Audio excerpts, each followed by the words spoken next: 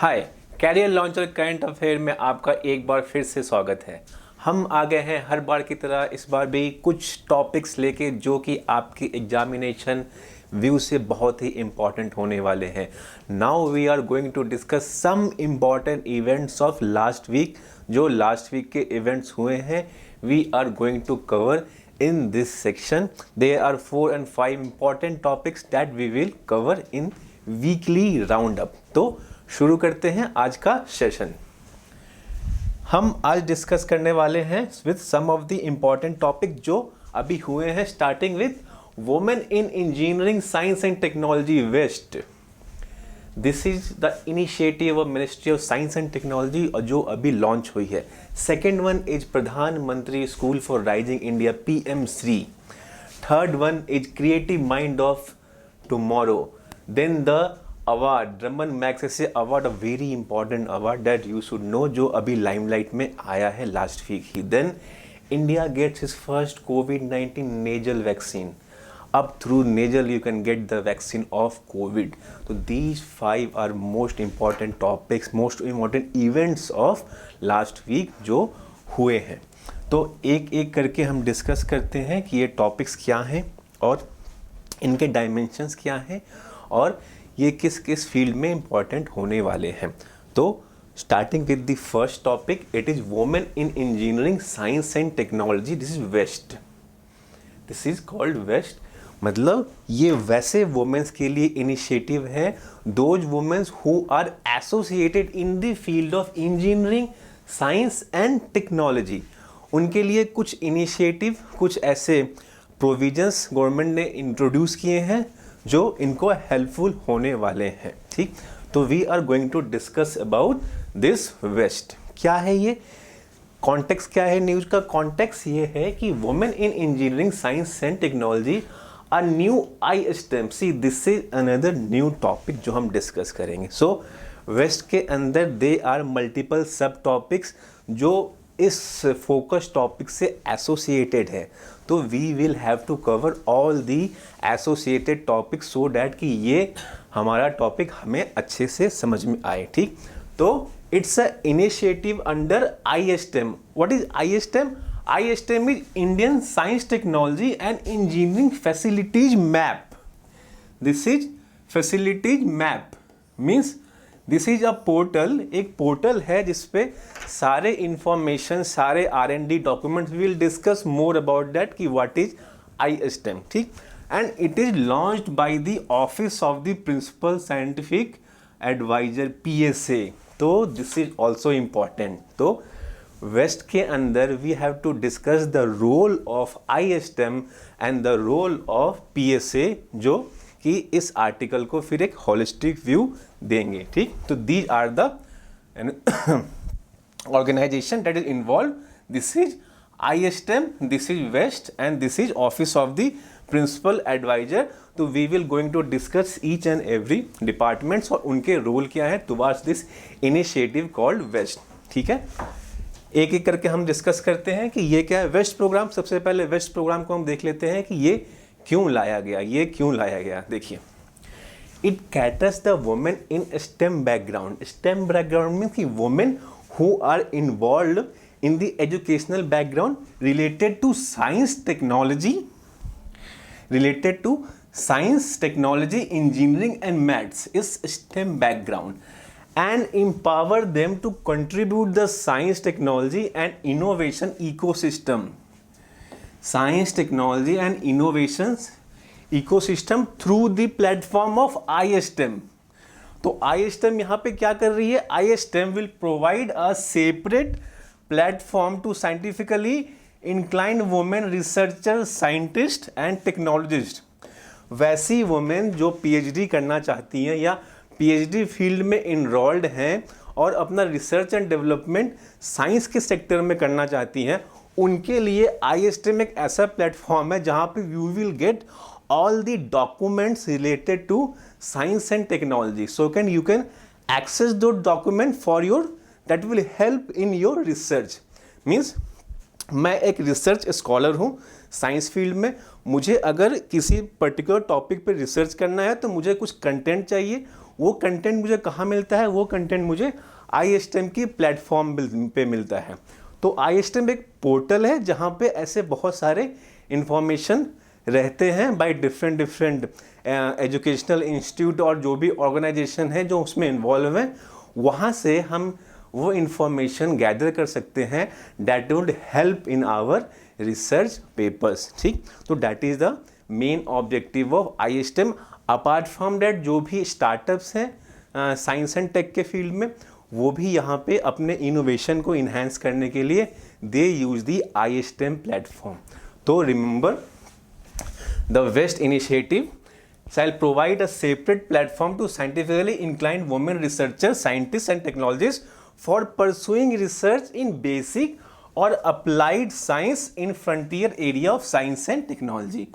If they are pursuing further studies, further higher studies in science and technology, then this platform will provide some inputs for their research. ठीक, iSTEM shall provide a platform for women researchers to deliberate on achievement issue and exchange ideas on taking the country forward through science, technology and innovation। तो iSTEM के platform के through आप अपनी research को enhance कर सकते हैं so that you can contribute in achieving the heights in the field of science and technology.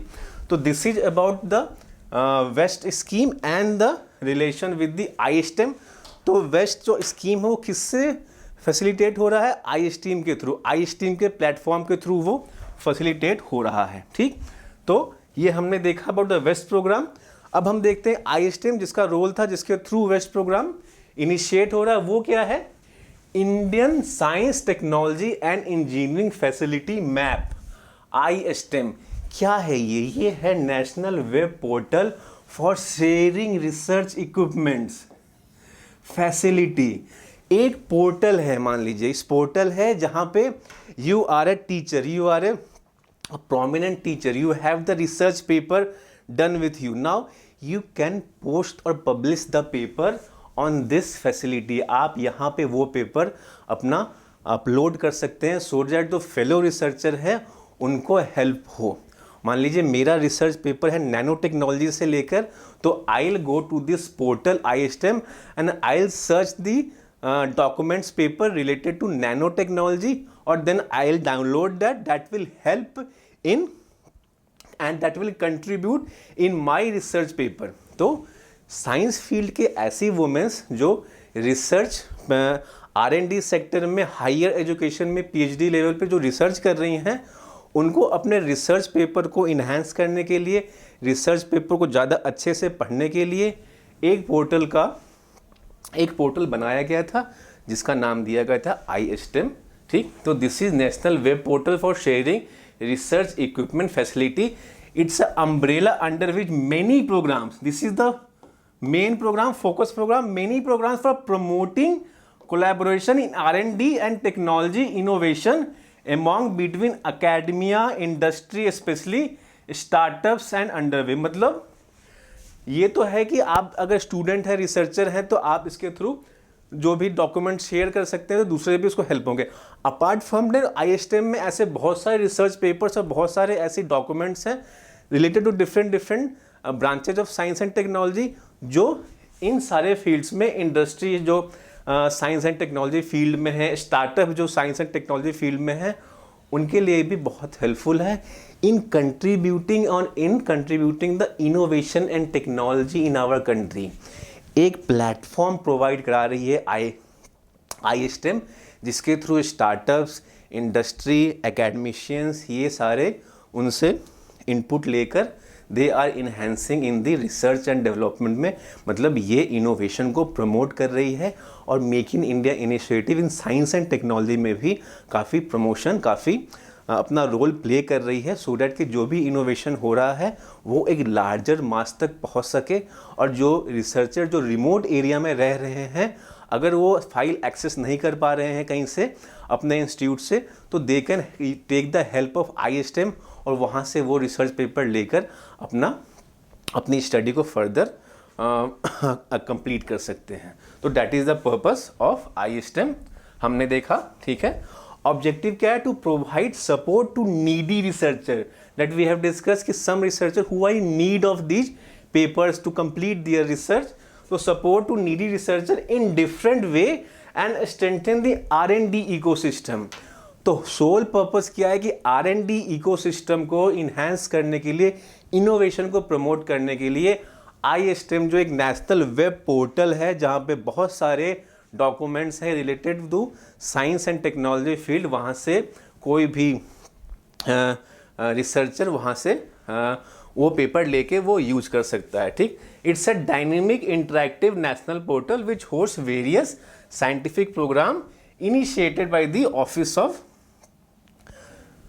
Principal scientific adviser. हम डिस्कस करेंगे इसके बारे में भी. मतलब ये पोर्टल बहुत सारे प्रोग्राम्स भी इनिशिएट करवाता है जिससे थ्रू ये R&D प्रमोट हो. ठीक है, इंटरेक्टिव सेशन मतलब जैसे अभी हमने देखा वेस्ट, तो वेस्ट for the initiative under this iSTEM. तो these are some of the initiative conducted by iSTEM so that research and development और इनोवेशन हमारे इंडिया में इन्हांस होता रहे.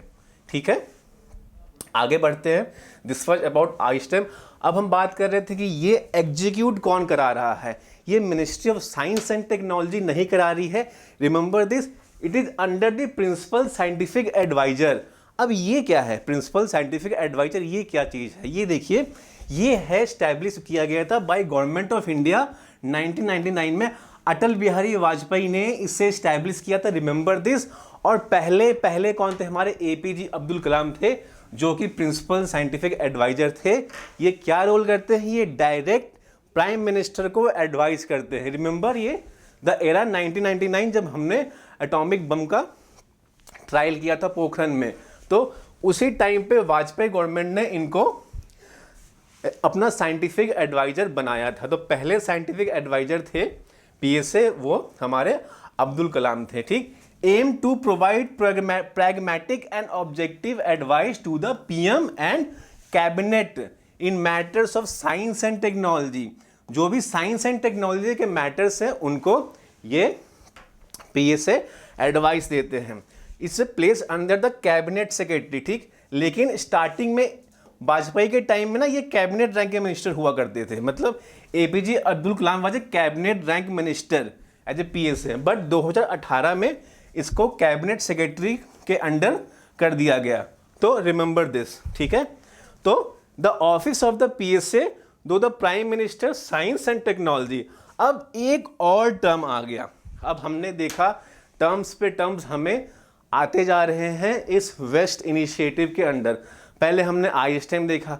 iSTEM के अंदर आया कि iSTEM कैसे बना, किसने बनाया? तो PSA ने बनाया. अब PSA अपना रोल कैसे एग्जीक्यूट करता है? PSA तो एक ऑफिस है, तो PSA के अंडर बहुत सारे ऑर्गेनाइजेशंस हैं. कौन से ऑर्गेनाइजेशंस?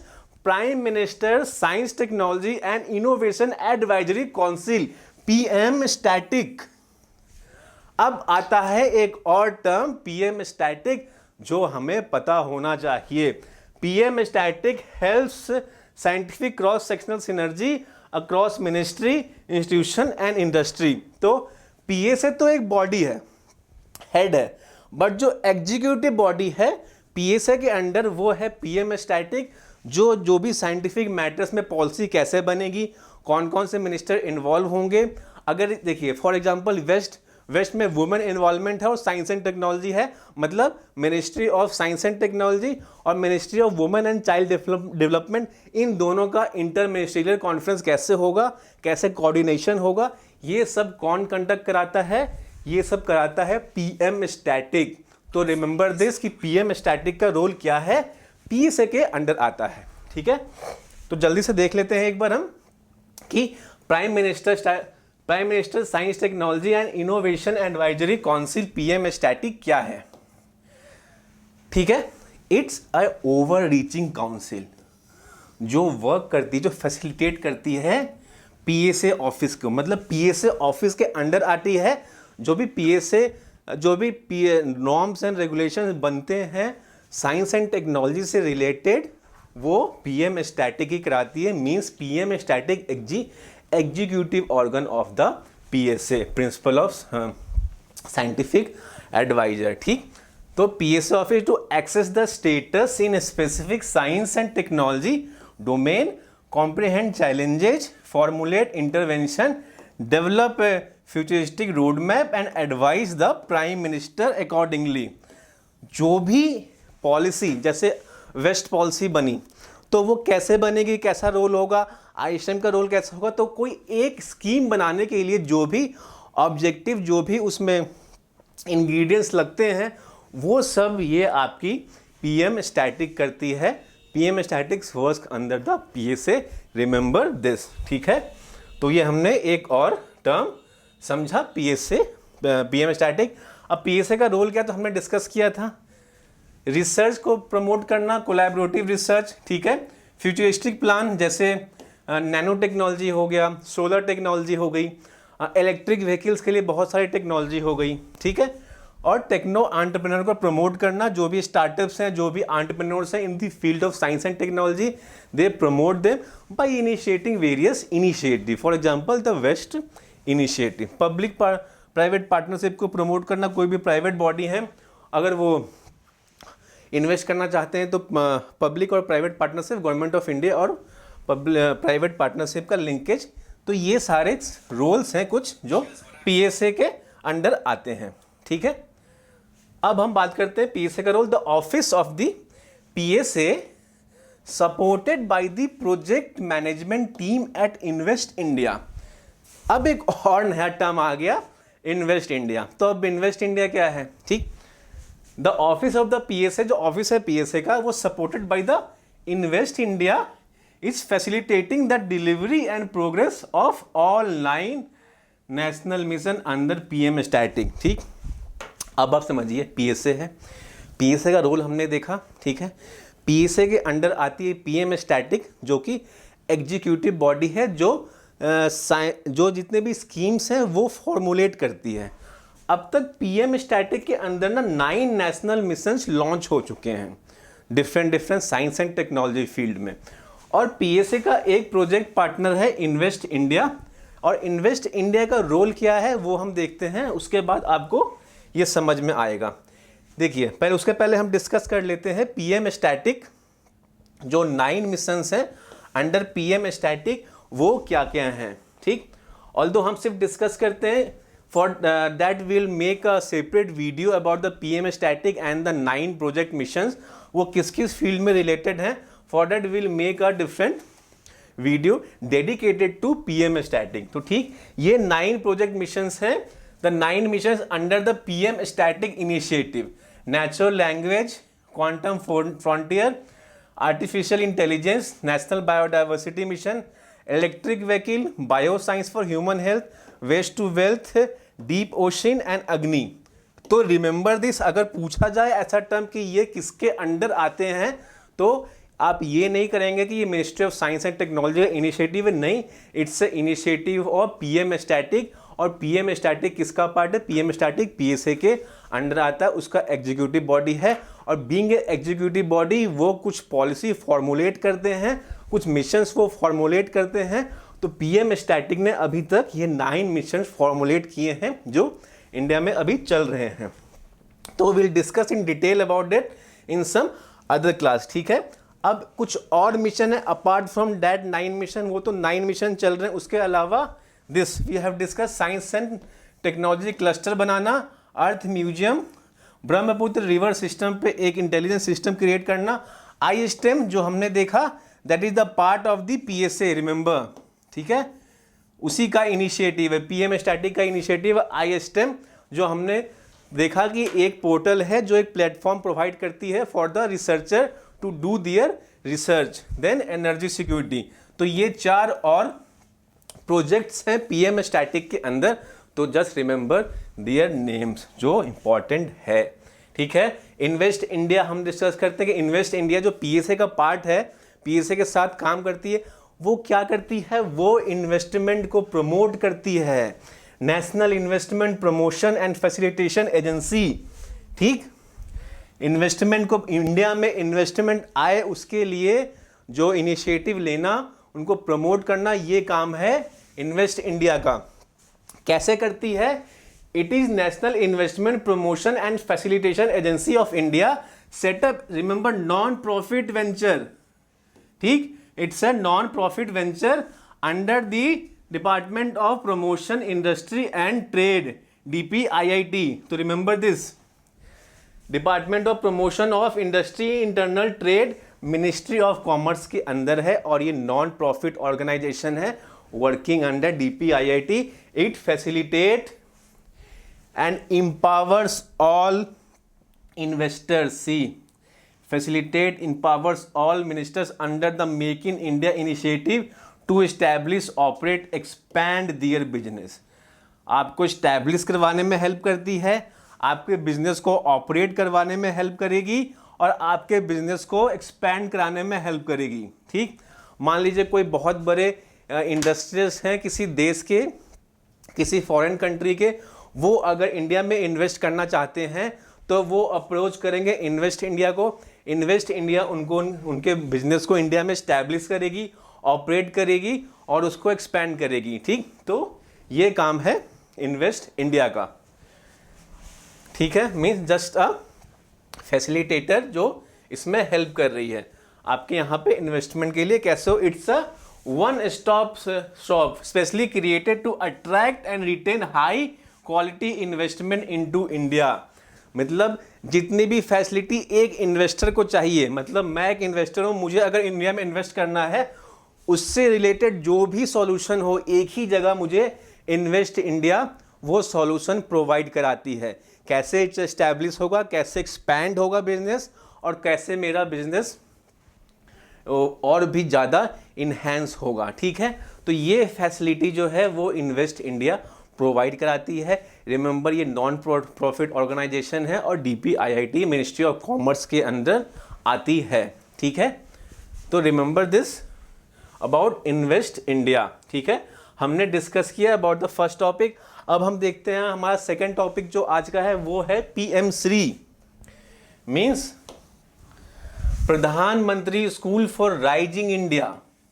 एक नया इनिशिएटिव लॉन्च हुआ है. न्यूज क्या है? On the occasion of teachers day the prime minister has announce the प्रधानमंत्री school for rising India PM3 योजना. इसके प्रोविजंस हम देख लेते हैं जो पूछे जा सकते हैं. ये एक सेंट्रल स्पॉन्सर्ड स्कीम है. ठीक है, मतलब सेंटर और स्टेट का शेयर होगा इसमें. अगर सेंटर कुछ परसेंट दे रही है तो स्टेट भी कुछ परसेंट देगी. It's a fully sectored scheme. नहीं, it's not a centre sectored scheme. अगर वो सेंटर सेक्टर्ड स्कीम होता तो it was funded 100% by the centre, but it's a centrally sponsored scheme. Means some portion, some amount will be sponsored by the centre and some will be by the state of that school. जहाँ पे वो school है उस state government वहाँ कुछ पैसे amount देगी. Generally 50-50 का रेशियो होता है और हिल स्टेट्स में 90 और 10 का रेशियो होता है. मीन्स 90% स्टेट देती है, सेंटर देती है और 10% स्टेट देती है. रेस्ट ऑफ द स्टेट में द रेशियो इज 50-50%. तो it's a centre sponsored scheme. Means इसका ऑब्जेक्टिव क्या है? Upgradation and development of more than 14,500 school across India. Remember, कोई नया स्कूल नहीं बनाना है इसका ऑब्जेक्टिव. इसका ऑब्जेक्टिव है जो प्रेजेंट स्कूल हैं उनमें से 14,500 स्कूल अक्रॉस इंडिया से फिल्टर करना और उस स्कूल को अपग्रेड करना, एक model school banana. Strengthening the selected existing schools from among schools by central government. जो हमारे केंद्रीय विद्यालय होते हैं, स्टेट गवर्नमेंट के स्कूल्स और यूटी के और लोकल बॉडी जो पंचायत बॉडीज के स्कूल्स होते हैं, उन सारे स्कूल से मिला के 14,500 ऐसे स्कूल चुने जाएंगे. उनको फिर एक मॉडल स्कूल बनाया जाएगा, उसको अपग्रेड किया जाएगा. It will showcase all components of it. Is under the national education policy जो 2020 में आई थी, जो ये प्रमोट करती है कि एक होलिस्टिक डेवलपमेंट बच्चे का होना चाहिए, लर्निंग आउटकम पे फोकस करना चाहिए और जितने भी एक्स्ट्रा करिकुलर एक्टिविटीज़ हैं उस पर भी फोकस देना चाहिए, जो कि हमारे नेशनल एजुकेशन पॉलिसी में मेंशन है. ठीक है, तो ये कुछ पॉइंट्स है about the PM3. The aim of this school will not only be qualitative teaching, learning and cognitive development, but also creating holistic and well-rounded individuals equipped with 21st century skills, जो नए नए skills अभी emerge होके आ रहे हैं different different sectors, उसके according ये school का करिकुलम डिफाइन होगा, जो कि हमारे नेशनल एजुकेशन पॉलिसी में भी मेंशन है। This we have to remember कि वो मॉडल स्कूल किस प्लेटफॉर्म पे बनेंगे, तो वो नेशनल एजुकेशन पॉलिसी में जो भी मेंशन है उस प्लेटफॉर्म पे बनेंगे। Taking care the 21st century skill, मतलब apart from learning and teaching other activities पे भी फोकस दिया जाएगा। ठीक, these school will be equipped with modern infrastructure including lab, smart classes, library, sports equipment, art room which is inclusive and accessible. ठीक है, तो ये भी फैसिलिटी दी जा रही है और ये एक ग्रीन स्कूल बनने जा रहा है। These school shall be developed as green school with water conservation, waste recycling, energy efficient infrastructure and integration of organic lifestyle in curriculum. मतलब ये एक होलिस्टिक रोड मैप होने वाला है with sustainable development also, so that जो हमारे बच्चे हैं उनको स्कूल लेवल पे ही इन्वायरमेंट प्रोटेक्शन, इन्वायरमेंट कंजर्वेशन के बारे में एक अवेयरनेस क्रिएट की जा सके कि कैसे हमें इन्वायरमेंट की जो हमारी ड्यूटी है towards environment, we should protect our environment and live in a sustainable way. तो एजुकेशन, करिकुलम, एक्टिविटी, सारे जो भी 360 डिग्री डेवलपमेंट होता है बच्चों का, उसको ध्यान में रखते हुए ये इनिशिएटिव लॉन्च की गई है। ठीक, तो this is about PM Shri. Third one is creative mind of tomorrow. ये नाम याद रखिए, क्रिएटिव माइंड्स ऑफ टुमारो। किसने लॉन्च किया? इंफॉर्मेशन एंड ब्रॉडकास्टिंग मिनिस्ट्री ने लॉन्च किया है। इन्होंने 75 ऐसे एंट्री को इनवाइट किया है, एप्लीकेशन मांगा है, जो उन बच्चों का माइंड बहुत ही क्रिएटिव है इन द फील्ड ऑफ इंटरटेनमेंट और सिनेमा। ठीक है, 75 क्रिएटिव माइंड्स ऑफ टुमारो। ठीक, ये क्या है? It's an annual platform at the international film festival of India, जो हमारा गोवा में हर साल होता है, जहाँ पे बहुत सारे देश के फिल्म्स आते हैं और वहाँ पे वो टेलीकास्ट होते हैं in the international film festival of India. उसी का इनिशिएटिव है, उसी के अंडर ही इनिशिएटिव है to identify, encourage and nurture young creative talent from across various aspect of film making. ठीक है, जो भी फिल्म मेकिंग के एस्पेक्ट्स हैं उनके ऐसे 75 बच्चों को सिलेक्ट करना, उनको नर्चर करना, उनको इनकरेज करना और उनको फैसिलिटी प्रोवाइड कराना, so that they can learn from the gurus. ये लास्ट ईयर लॉन्च हुआ था एज ए पार्ट ऑफ आज़ादी का अमृत महोत्सव, और ये किसके अंडर है? Information and broadcast ministry. ठीक है, तो creative minds of tomorrow is not a initiative of ministry of education, remember this is initiative of information and broadcasting ministry to provide a platform and connect young talent with the masters of industry from the media and entertainment sector। ठीक, बच्चों को connect करना जो masters हैं, और जो masters हैं वो फिर इनको कुछ ट्रेनिंग देंगे, सो डैट कि बचपन से ही उनकी स्किल इन्हेंस हो सके। हमारा ऑब्जेक्टिव है, जो हमारे अनुराग ठाकुर जो ब्रॉडकास्टिंग मिनिस्ट्री है, इंफॉर्मेशन एंड ब्रॉडकास्टिंग मिनिस्ट्री, उन्होंने कहा है कि India should be a content king, content and post production hub बनाना चाहते हैं। तो उसी के अंडर ये इनिशिएटिव है कि इन बच्चों को स्किल प्रोवाइड कराना, उनको ट्रेनिंग प्रोवाइड कराना, सो डैट कि बचपन से ही उनमें ये उनकी ट्रेनिंग प्रॉपर हो सके। तो this skill is this news is all about the giving child a proper platform so that he can nurture themselves into the line of the filmmaking और media। ठीक है, तो this is all about this। Fourth news है Raman Magsaysay award. ये क्यों news में आया है कि 2022 का जो अवार्ड्स हैं वो अनाउंस होने वाले हैं, और उसमें क्या था कि जो हेल्थ मिनिस्टर हैं के सेलीजा, उन्होंने डिक्लाइन कर दिया है ये अवार्ड लेने से। ठीक, उनका कहना था, उनको ये अवार्ड इसलिए दिया गया था क्योंकि उन्होंने कोविड में बहुत अच्छा काम किया था, being a health minister of Kerala. But इनका कहना है कि वो उनका इंडिविजुअल से एफर्ट नहीं था, वो एक कलेक्टिव एफर्ट था। It was a collective effort, तो मैं इंडिविजुअली ये अवार्ड एक्सेप्ट नहीं कर सकती हूँ। That's a reason she decline the Raman Magsaysay award. ठीक है, Raman Magsaysay consider her for the international honour in 2022। The foundation wanted to honor Mrs. Saleja for the public service and community leadership during the Nipah outbreak and COVID-19 pandemic in Kerala. However, Ms. Shailaja felt she could not accept the offer extended to her as an individual. ठीक, this was the category she received the award as an individual, but she said कि it is a collective effort to control the outbreak of COVID-19 and Nipah virus. That's why it was a collective effort and she rejected the award और declined the award. तो हम discuss कर लेते हैं ये है क्या. It is considered Asia equivalent to the Nobel prize. मतलब इसे बहुत प्रेस्टिजियस माना जाता है इस अवार्ड को एशिया में. ठीक, recognise outstanding leadership and communitarian contribution in Asia.